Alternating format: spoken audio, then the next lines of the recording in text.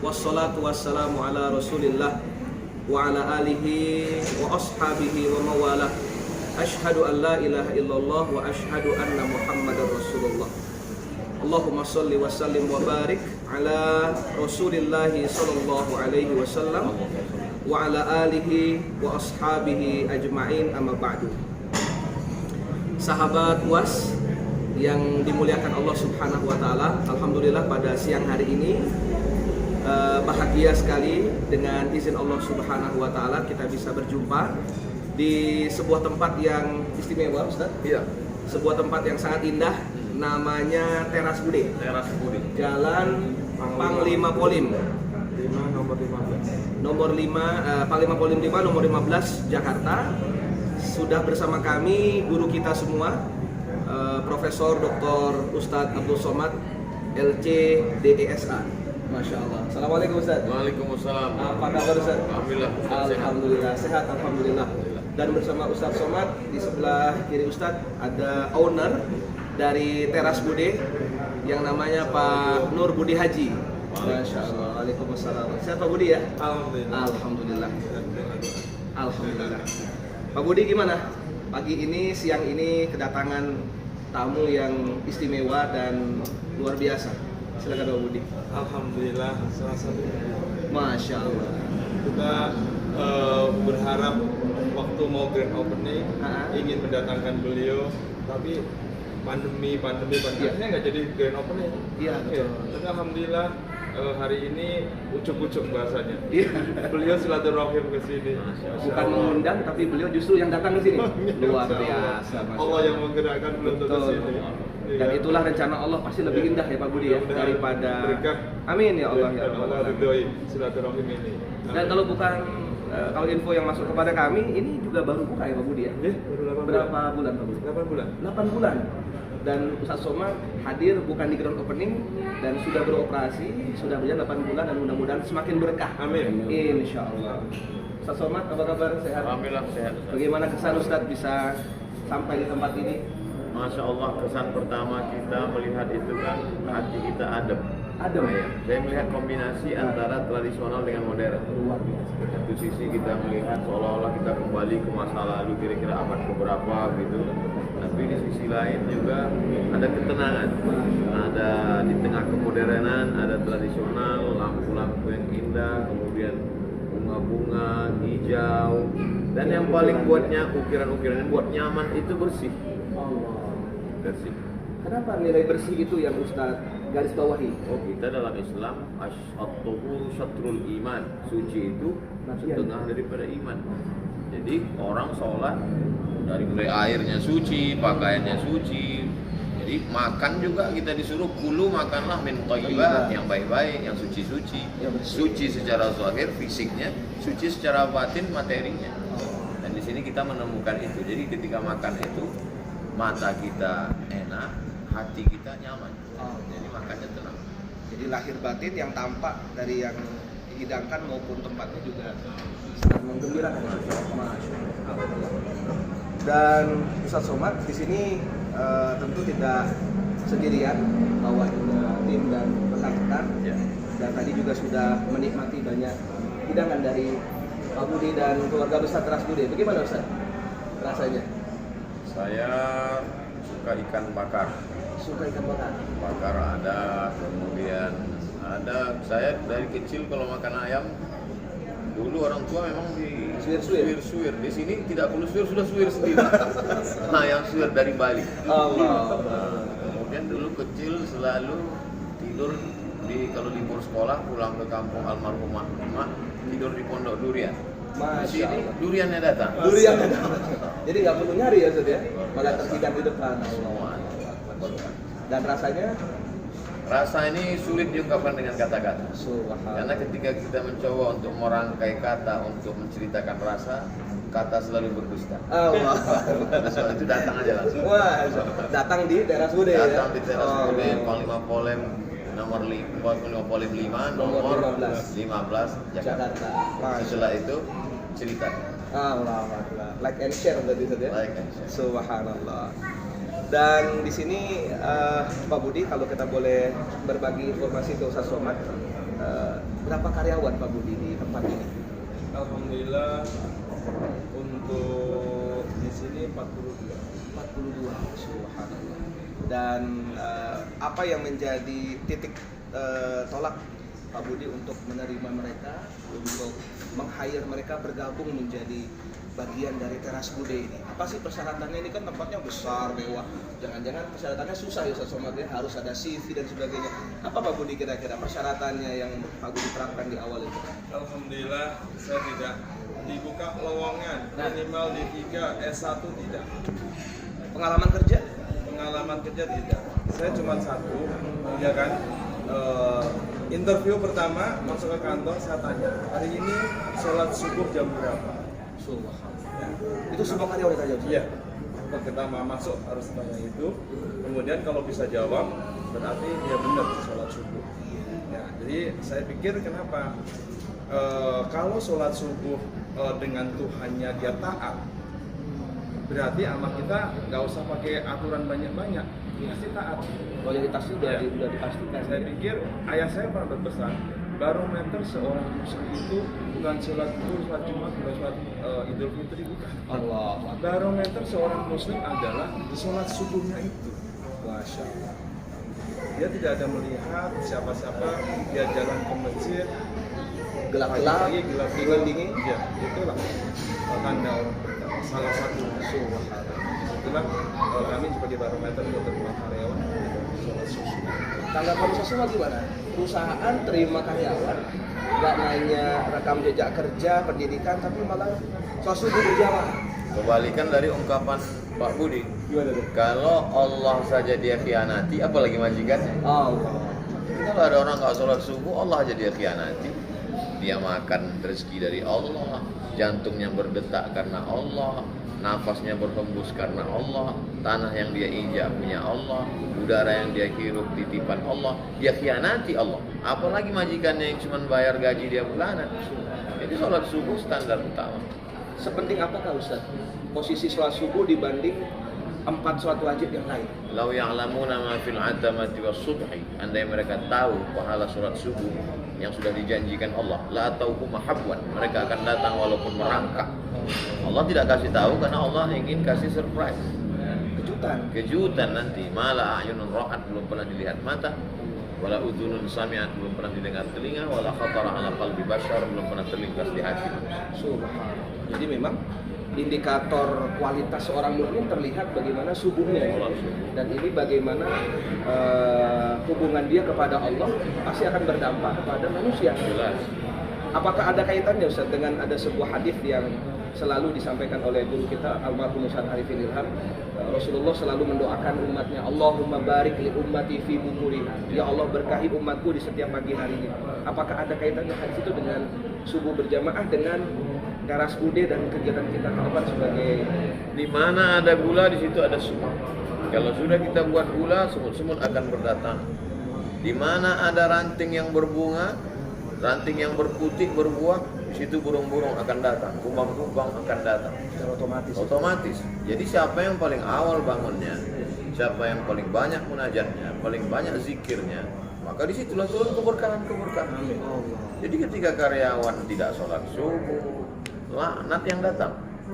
Jadi kalau mau kasihan dengan orang yang sudah buat baik kepada kita, yang sudah memberikan pekerjaan, sebenarnya saling berbagi, maka kita bantu. Makanya suatu ketika Nabi SAW mengatakan, kelihatannya rahmat tidak turun, kata Nabi, karena ada di antara kalian yang memutuskan tali silaturahmi. Rahmat tidak turun karena ada satu yang buat dosa dan maksiat. itu orangnya dia kan? Silaturahim dengan manusia, bagaimana hubungan dengan Allah? Salatnya putus, tidak turun keberkahan. Allahumma barik li ummati fi bukuriha, berikan berkah pada umatku pada waktu bukur, pada waktu yang paling awal bangun, paling awal berzikir, paling awal bermunajat, paling awal berdoa. Maka fit and proper test sholat subuh ini kalau didengarlah oleh tim proper test organisasi sosial kemasyarakatan, berat. Satu sisi menjadi motivasi, Iya, betul. tapi satu sisi mudah-mudahan ini menjadi Amin ya Allah. Dan tentunya keberkahan itu ziyadatul khair ya, Ustaz. Ya. Banyak kebaikan yang semakin bertambah. Ada rumah menurut arsitek bertahan 100 tahun. Kalau 100 tahun roboh. Tapi rumah ini bisa bertahan 120 tahun. Yang 20 itulah berkah. Tanda uang menurut perhitungan 1 bulan anak ini untuk biaya dia di luar kota, kuliah, kos, makan, kendaraan 2 juta misalnya. Tapi ketika kemudian diberikan 2 juta, malah itulah berkah. Berkah artinya lebih daripada semestinya. Jadi ada orang yang sama-sama usia 40 tahun, tapi 40 ini usianya, tapi isinya lebih. Karena diisi dengan silaturahmi, diisi buat baik. Sama-sama botol 600 ml. Tidak bisa ditambah, tidak bisa dikurangi. Tapi yang satu isinya air putih, yang satu isinya wine. Beda harga. Beda. Nampaknya sama 600 ml. Tapi di situ ada berkah. Yang mana berkah? Yang mana? Ada barokah. Dan juga tadi Pak Budi sampaikan Ustaz, ada 40 karyawan Pak Budi ya. Dalam pandangan Ustaz, dalam pandangan Islam, ini kan dagang ya Ustaz. Ya. Karyawan ada 40. Bagaimana posisi seorang Muslim yang Allah titipkan harta, Allah titipkan karyawan, Allah titipkan kekayaan, dengan berangkat dari teladan Rasulullah SAW yang juga beliau seorang pedagang, beliau seorang pengusaha, beliau seorang teladan dalam bisnis. Bagaimana bisnis? Ayul a'mal khairun. Ayul kasbi khairun. Pekerjaan apa yang paling baik? Kata Nabi, yang paling baik adalah orang yang berusaha dengan tangannya sendiri. Wa kullu bai'in mabrur. Semua transaksi jual beli baik selama dia jauh dari riba. Tapi rumah makan itu baiknya luar biasa. Ada lebih? Iya lebih. Kalau sekedar barang selesai, tapi makan perut orang kenyang. Dia bisa beribadah, dia bisa beramal, dia minum lewat dahaga di tenggorokannya. Jadi bisnis rumah makan ini dunia dapat, akhirat dapat. Apakah bisa menjadi amal jariah Ustaz ketika yang disuguhkannya Ustaz Somad, para customer yang soleh, kemudian mereka dengan makan minum yang tadi disampaikan, mereka jadi taat, jadi ibadah, jadi beramal soleh. Orang makan itu kan dalam Islam tujuannya liyuqima sulbah, untuk menegakkan tulang belakangnya beramal soleh. Jadi ketika dia makan, walaupun dia bayar, maka sesungguhnya di balik itu ada perbuatan baik, al khair, al barakah. Tapi nanti kalau yang makannya maling Pak Ustaz, terus dia nyuri, masa dosanya ngalir juga? Wala taziru waziratu wizra ukhra. Orang tidak menanggung dosa orang lain, dosa masing-masing.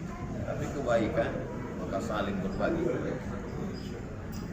Dan 40 karyawan yang menjadi keluarga besar Teras Budi ini juga menjadi hari sulit, ekonomi payah, dengan pukulan ekonomi pantai, pandemi angin, pandemi luar biasa, bisa mengayomi 40 keluarga, mengisi kebutuhan.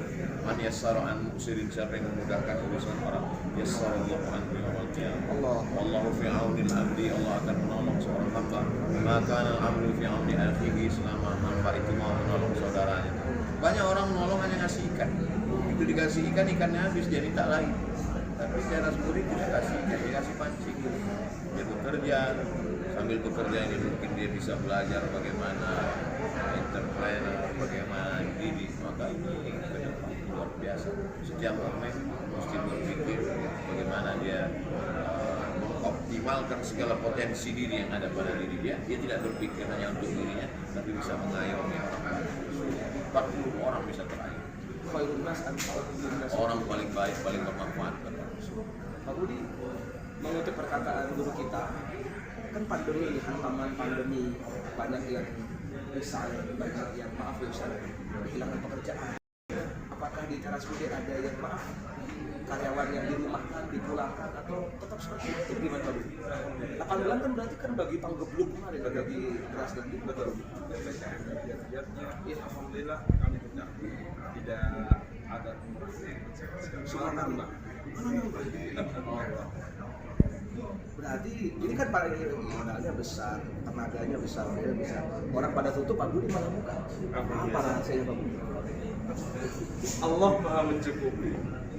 Jangan ada ragu sama Allah. Jangan ada ragu sama Allah.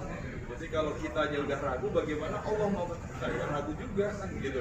Dan apa yang kita pikirkan, apa yang kita perasakan ke Allah, ya itulah yang terjadi dalam diri kita.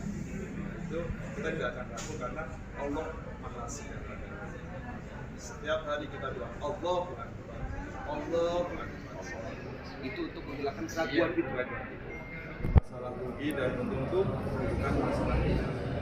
Itu adalah wilayahnya Allah. Jadi kita usaha aja. Jadi urusan rugi atau untung itu wilayahnya Allah. Jadi kita tidak ada target. Target itu kalau manusia ada target umur sekian kita harus untung tahun ketiga.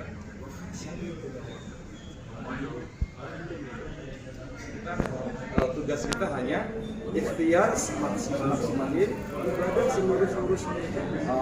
Itu saja. Hasil akhir Kembalikan ke Allah. ada kata terakhir wa Allah. Wala quwwata illa billah. Itu ya. Betul Ustaz. Selalu kita minta anak Rabbi habli minas shalih. Selesai wudu kita katakan Allahumma ja'alni minat tawwabin wa ja'alni minal mutatahhirin wa ja'alni min ibadikas shalihin. Kenapa kita minta jadi orang soleh? Karena dalam Quran dijamin Allah yatawallas shalihin. Allah yang menjamin menanggung orang soleh. Jadi Pak Billy merasa dirinya cukup mensolehkan diri menurut pandangan Allah. Setelah itu kalau sudah cukup syarat Allah menanggung dia. Allah yang memperbaiki. Allah yang memperbaiki rezeki, memperbaiki usaha. Yang penting soleh menurut Allah, jangan solehnya menurut streaming. Allahu Akbar lillahi. Jadi ini bisa dikatakan aplikasi dari keimanan, aplikasi dari keyakinan kepada Allah. Sekarang orang sudah lelah mendengar ceramah. Kita mesti menjadi soleh, kita mesti berbagi, menciptakan lapangan pekerjaan. Hari ini kita tidak cerita, tapi bukti nyata. Nampak. Jadi orang sekarang ingin mana? Orang melihat. Jadi apa yang kita lakukan hari ini lebih besar daripada tabligh akbar. Dakwah Karena ada real. dakwah bil hal ini. Ada contoh satu hal Ustaz Abdi. Sebelum ayah saya tidak ada, beliau hanya berpesan, ya kan? Jangan sekali-kali kamu terlambat sholat di masjid. Jangan sekali-kali Kamu terlambat sholat di masjid. Kalau hal itu Anda bisa lakukan, Allah akan urus kehidupan Anda. Itu pesan kemudian ayah. Kenapa? You sekolah tinggi-tinggi, Allah tidak ada mengejar. You kerja 24 jam, Allah juga nggak jamin kejagaan. Itu kalau Anda, ya kan tundukkan setiap dipanggil ayah, sholat tundukkan di masjid. Besok yang pertama, Allah akan urus. Itu pesan ayah saya. Jadi kalau seluruh karyawan kalau saya briefing ada sholat. Berarti ketika ada kumandang segera stop. Iya. Mau ada tamu, mau nggak ada tamu. Ya, laki-laki. Jadi saya katakan akan kemarin kan, yang waktu review kemarin dia kan sukses bukan beban, karena nanti sudah kamu jawabkan. You good memperkerjakan orang dengan takut dengan kamu, dia makan kerja, dan hanya takut dengan kamu. Saya Sama Allahnya lupa. Sama Allah lupa. Karena saya menjawab Allah maha pencemburu. Al-Ghayyur. Al-Ghayyur. Ya kan, jadi mereka itu harus tinggal. Dan kita bertanggung jawab ya. Kullukum ra'in, setiap kamu pemimpin, kullukum mas'ulun, kamu bertanggung jawab an ra'iyati. Jadi kita tidak hanya bertanggung jawab tentang gajinya, bagaimana sholat karyawan kita, bagaimana sesuai dengan kemampuan kita. Lebih daripada itu, la yukallifullahu nafsan illa wus'aha. Tapi ada ikhtiar juga bagi owner sebagai pimpinan. Kita tidak bisa katakan itu bukan tanggung jawab saya. Masalah hubungan kamu dengan Allah itu adalah privasi kamu. Berarti kamu bukan muslim. Mana amar ma'ruf nahi munkar? Begitu juga dengan para pekerjanya, kalau dia katakan, Bapak jangan urus sholat saya adalah urusan privasi saya dengan Tuhan. Berarti kamu sekuler. Makanya antara majikan dengan karyawan, bos dengan pekerja harus bersinergi dalam kajian, ngaji. Kalau ngajinya sama, maka mereka tidak merasa diintervensi. Mereka butuh terima kasih, saya sudah diingatkan. Karena mencari tempat makan, kerja, cari makan banyak, tapi yang bisa ngurus ibadah kita tidak banyak. Maka bersyukur sekali dia. Dunianya dapat, akhiratnya dapat. Selamat dunia, selamat akhirat. Amin. Dan seperti kita berpandang ada atasan ada bawahan. Kalau pakai atasan aja kan repot, gak ada bawahan. Demikian pula sebaliknya. Tidak ada sinergi seperti Subhanallah. Terus Ustaz, bagaimana agar menjaga keberkahan itu Ustaz? Apakah kita hanya menggaji karyawan saja? Apakah hanya sesuatu atau ada yang misalkan sedekah supaya Walau anna ahlal qura aman, kalau penduduk negeri itu pertama beriman, wattaqau, takut kepada Allah, maka dijanjikan Allah dua, la fatahna alaihim barakatin, aku akan turunkan barakah minas sama, dari langit wal ardh. Dua kau jaga, aku beri dua. Kau jaga iman, kau jaga takwa, aku beri kau berkah dari langit, aku beri kau berkah dari bumi. Kita bahas dua-dua ini di awal tahun 2022. wah. Apakah di situ ada juga misalkan kalau tadi kan menggunakan keberkahan di situ ada instrumennya misalkan kayak zakat atau sedekah atau Tentu yang paling tinggi sekali zakat. Di bawah zakat adalah infak. Infak bentuknya materi. Di bawah infak adalah sedekah. Sedekah non materi. Menyenangkan hati orang, tersenyum, ramah, berlebih untuk investasi akhir zaman sampai akhirat, sampai mati, sampai dunia hancur adalah wakaf.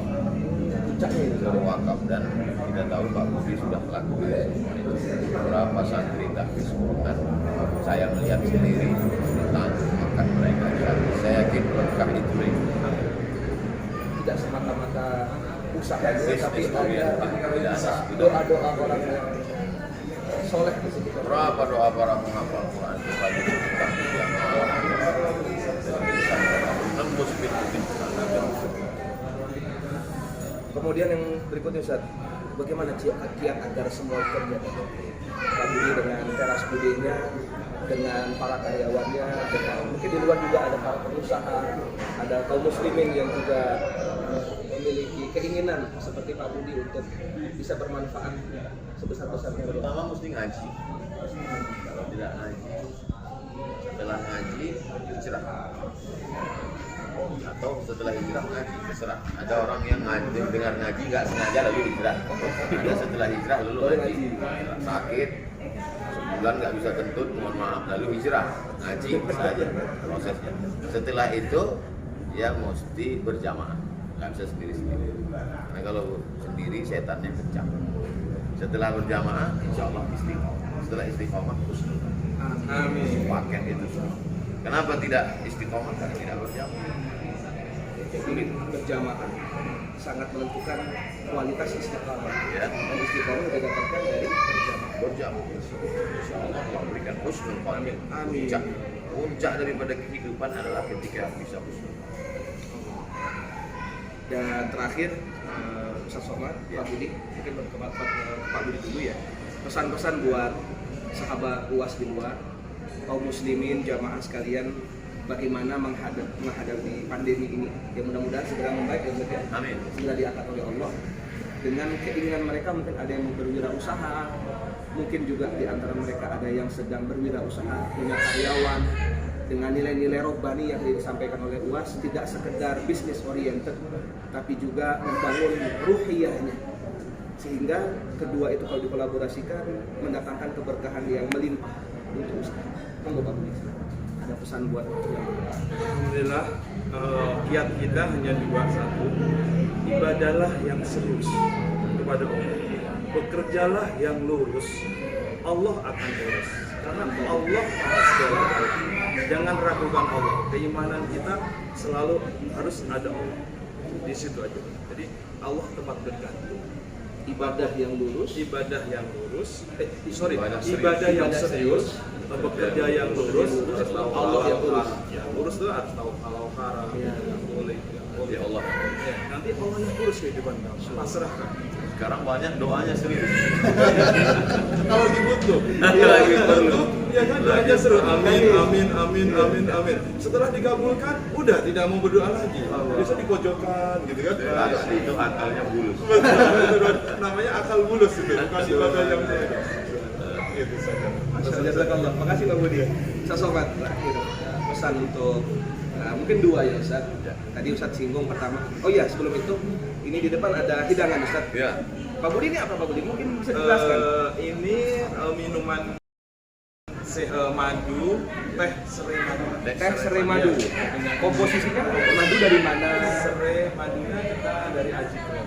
Madu azikro. Ya, Ustaz Arifin Ilham.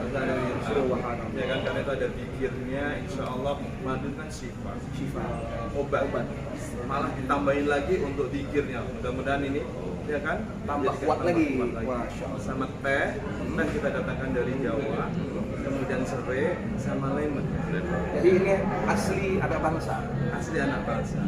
Kemudian satu hal lagi, saya suruh anak-anak kalau ngadu itu bilang libatkan Allah, karena di sini mana yang tidak ciptaan, ayatnya punya Allah, semua punya Subhanallah, alhamdulillah. Hidangkan kita mudah-mudahan. Alhamdulillah ini launching bulan Desember. Launching bulan Desember. Subhanallah. Penjualan. Ustaz, boleh dicoba dan bisa kasih testimoni kepada jemaah. Oke, bismillah. Bismillah. Bagaimana Ustaz? Insya Allah. Ramai rasanya.